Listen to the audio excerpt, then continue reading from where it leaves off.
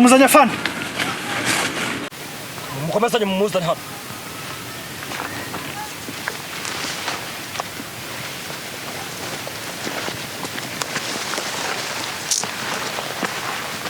Shit.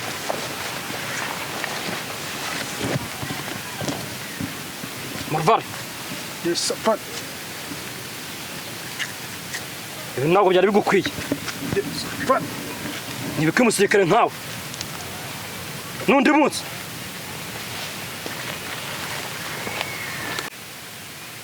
Marvar. Yes, fana. Makuru numvise niyo cyangwa siyo? Niyo fana.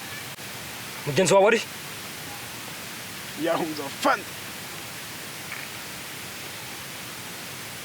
Uramufasha uramwica? Oya fana. Mujejije iki? Uribuka ko cyagiye wampaye uruhusa ngiye kureba mu rugo bari bagize ibyago. Ubwo nagiraga mu rugo nasanze James wa musirikare tubana. Ibyo bihurira he no kumwica? Afandi, namufatanye n'umugore wanjye. Ngo? Namufatanye n'umugore wanjye ubwo nazaga ku kazi basigaye baryamana. Ikimenyimenyi nasanze amakondomu hasi bararangije gukora ibyo bakora. Dukingizo hasi? Hasi turahara afandi.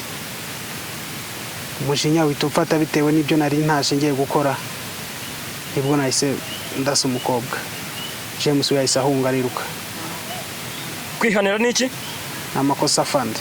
Utamfashe kumushyikirize twebwe? Afandi, ubwo bwenge ntago nabwibutse. Ibyo byose ntago bikora ko wakoze ikosa. Yego afandi. Sindiyo? Ndiyo afandi. Sindiyo? Ndiyo afandi. Kubw'amakosa wakoze ahanwe n'amategeko tugenderaho. Ibyo byose wabikora utabikora nibikuraho ko wakoze ikosa. Sindiyo? Ndiyo afandi. Kosa wakoze rihanwe n'amategeko tugenderaho nk'igisirikare. N'utari wo warabihanirwa. Waratojwe. Uragaburirwa. Urambikwa. Habwa amazi uranywa. Habwa icumbi uracumbika. Nuruhe rugero wahaye abakuzi? Umujinya. Tukwigisha control. Tacaka. Attention. Cyaha wakoze gihanwa n'amategeko. Ingingo ya 225.